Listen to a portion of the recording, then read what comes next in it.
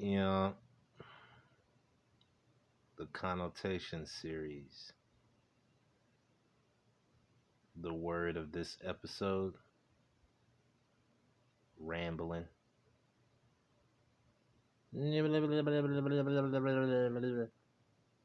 Rambling.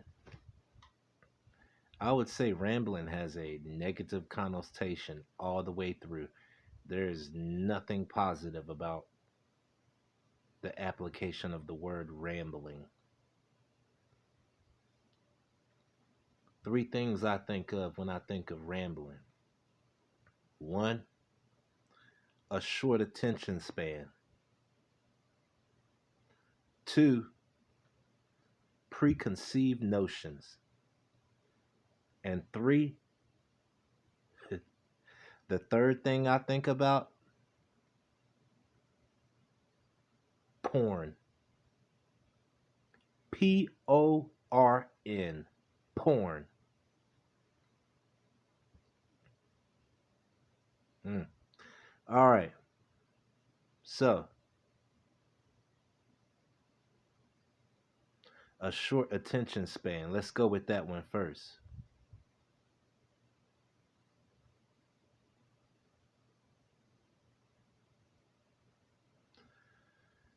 A lot of times when people use the word rambling, they got a short attention span.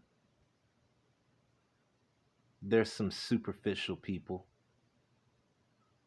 people that only can talk about things at surface level, people that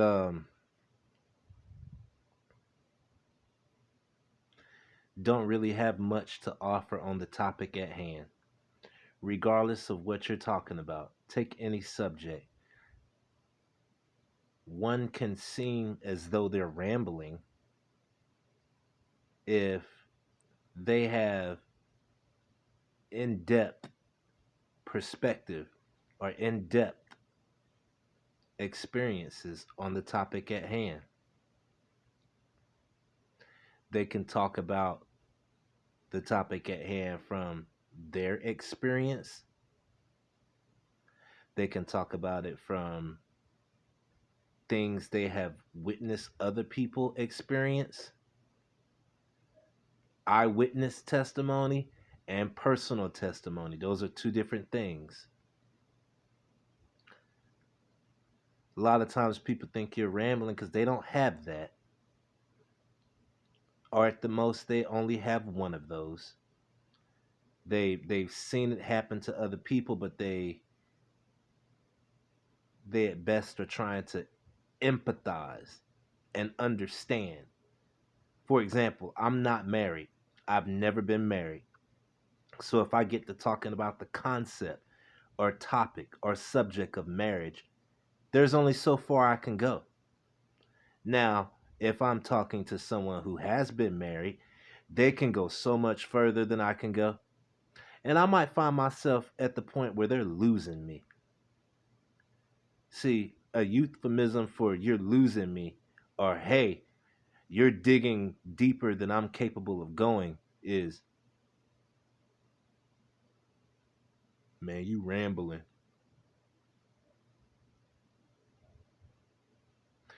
Does that make sense? The word rambling can get brought out when it's clear that the sides are unequal as far as the people involved in the conversation. Now, someone who enjoys hearing perspectives outside of their own, or someone who has gained a lot of wisdom in this world, they probably will never use the word rambling, because if someone's agreeing with them, they're not going to see it as rambling because they're like, oh, okay, well, what about this appeals to you? Clearly, we both share the same perspective, or our perspective is more compatible, if you will. But what about this appeals to you? And they'll listen and they'll hear you out. And that'll either give them some wisdom. Actually, it's going to give them wisdom either way, because this would be, I guess, the positive connotation of rambling. But you wouldn't use the word rambling. Elaborating. I feel like random babbling and elaborating, those could all be synonyms if you want. Definitely rambling and elaborating can be synonyms if we want to flip this word to the positive connotation. But in agreement, you'll be elaborating and people will be like, oh, okay, huh, yeah, I never thought about it that way. And they'll gain wisdom. Or you might stay in the pocket or stay right in the context of what they're talking about or what they put on the table. And if they're humble enough, cognizant enough, they'll see that you just solidified the perspective. And they'll take that in and they'll intake that as, oh, okay. So those things just solidify and reinforce the opinion that I already have. But if someone's disagreeing with you and they get to think about rambling, that's because they only wanted to speak at surface level or give a soundbite about the issue. And possibly the issue got expanded or elaborated past the little soundbite, surface level, clip it, footnote comments that get made. All right. Moving on to the second point or bulletin, if you will. Preconceived notions. I kind of talked about that already. Somebody that wants to be told what they want to hear or hear what they want to be told, they'll throw out the word rambling. Someone that wants to be told what they want to hear. Okay, all right. So that's basically because they have a preconceived notion, whatever the topic is. Let's say it's something like abortion. Okay. So there's people that are going to be for abortion, uh, all the way, and then there's people that are going to be against abortion all the way. Those type of people that are as extreme and polar on the topic at hand, you'll be rambling if you talk to them on the side that they disagree with. If they're for it and you come advocating any aspect or perspective or application that's in favor of abortion, I guarantee you they're cutting you off 4 seconds into your lips starting to move, and vice versa. If they're for abortion and you come advocating some perspectives that don't support abortion, 4 seconds into your lips moving, they're not listening. So from that point on out, you're rambling. Not even really going to spend too much time on that one. Um, Basically, yeah, preconceived notions. Now, being told what they want to hear and hearing what they want to be told, that goes hand in hand. So they only hear what they want to be told. So basically, they're only going to tune in and perk up their ears when they hear you saying things that agree or are more compatible with what they already think. You can be agreeing with somebody and they'll think you're rambling because maybe you're agreeing with them in a different manner. Maybe you're agreeing with them from a different perspective and you'll be rambling to them because it's like, oh, well, yeah, you agree, but you're not really actually touching on the points that I adamantly feel.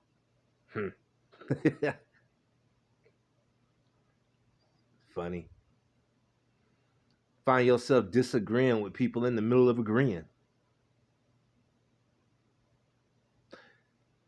Now, let's get to the last one, porn.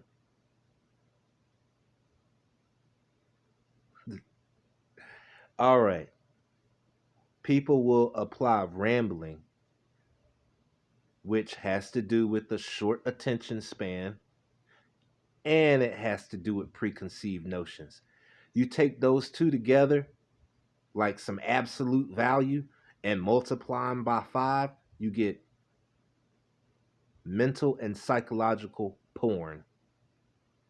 A lot of people listen and correspond and interact with other people as though it's porn.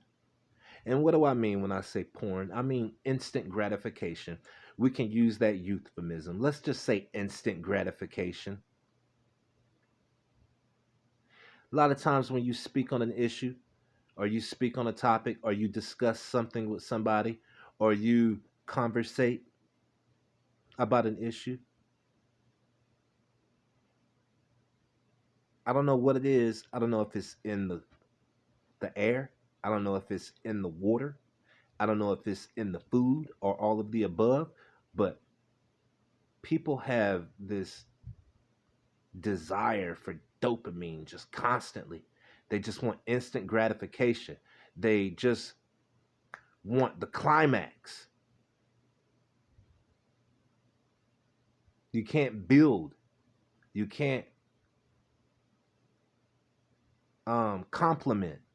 See, I think an intellectual person talking about a topic is able to complement their perspective with other perspectives or testimonies.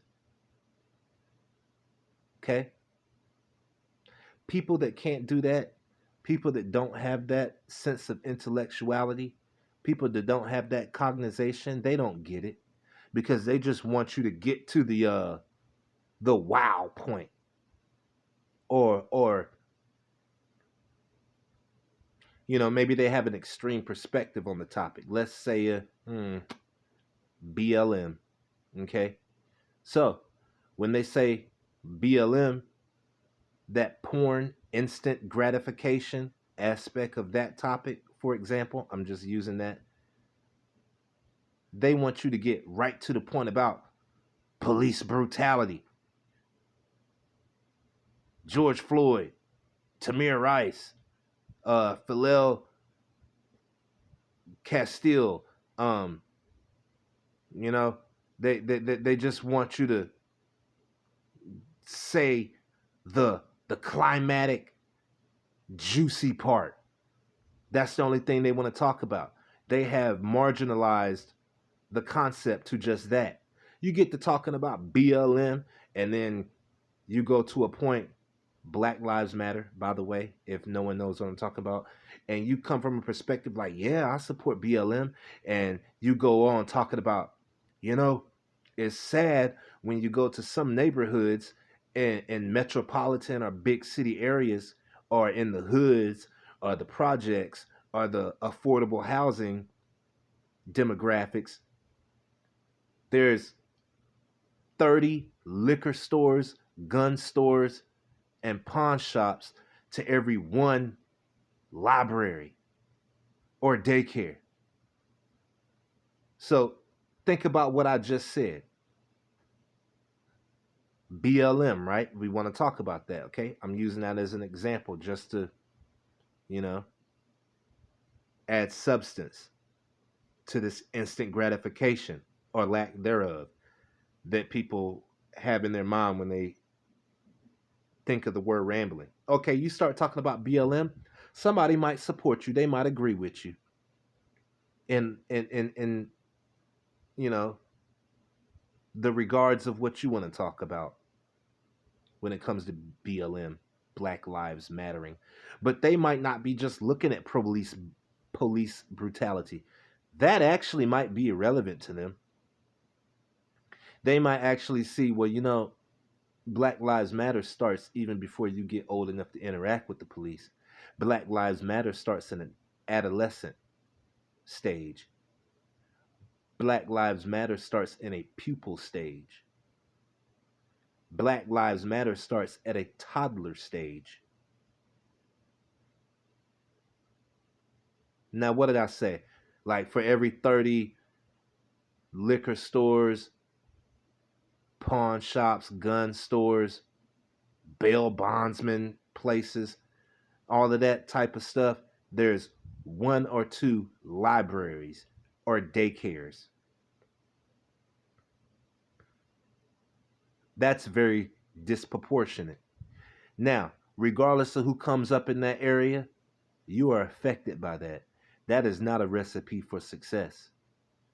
That needs to be balanced out.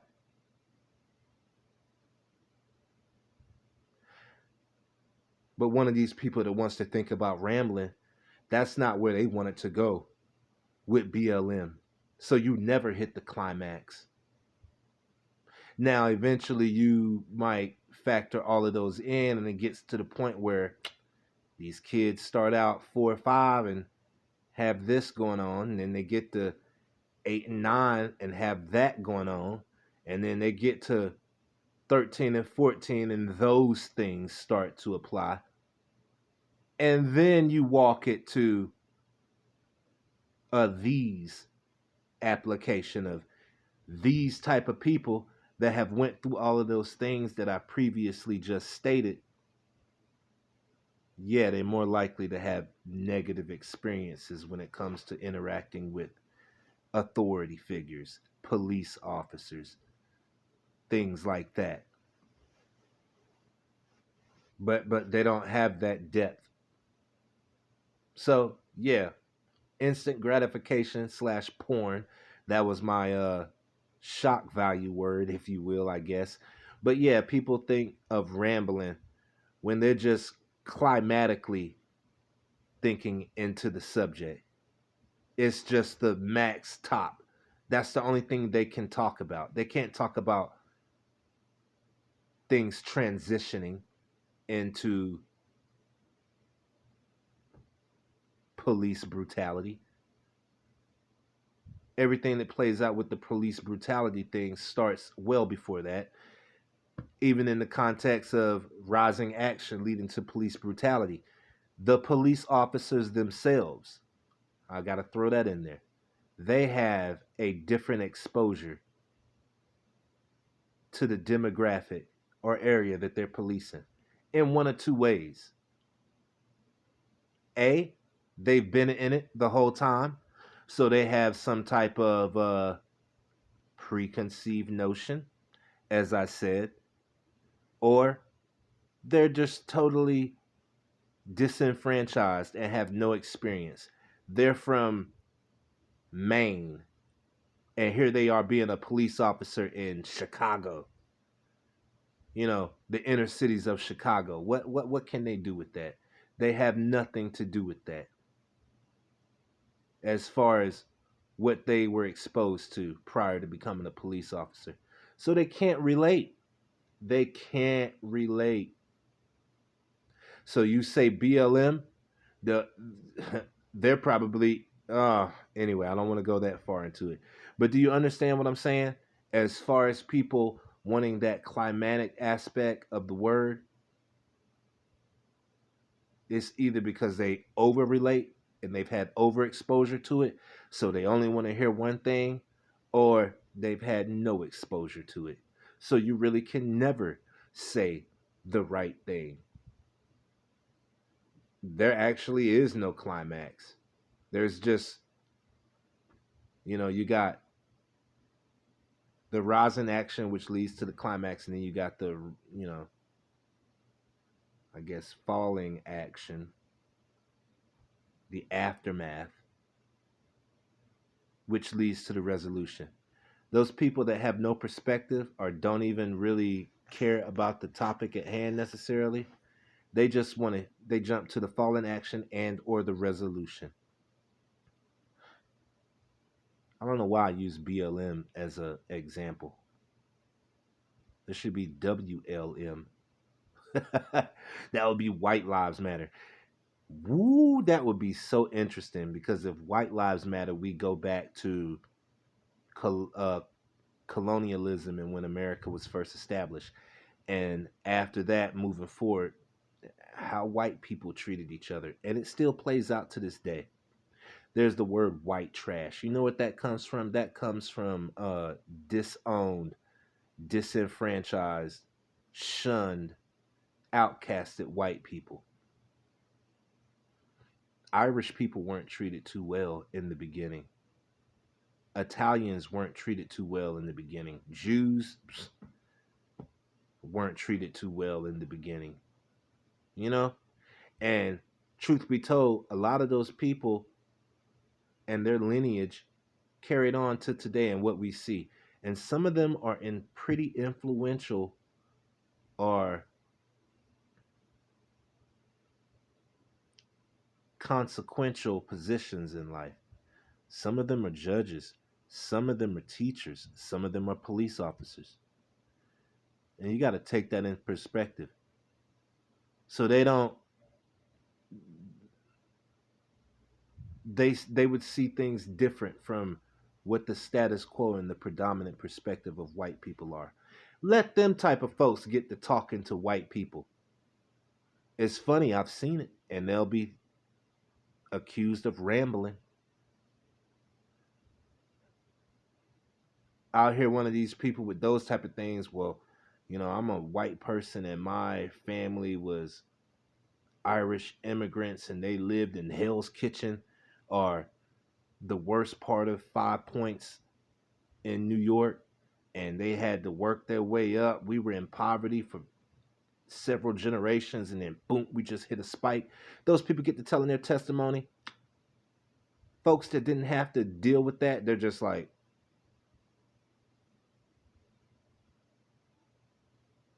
so what's your point?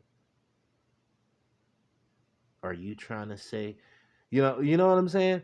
Like they can't even match up. Anyway,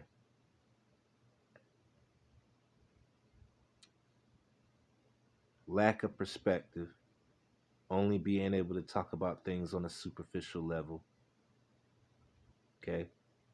Preconceived notions, tell me what I want to hear. I only am going to hear what I want to be told. And three, the climax. Let's get to where we agree or disagree.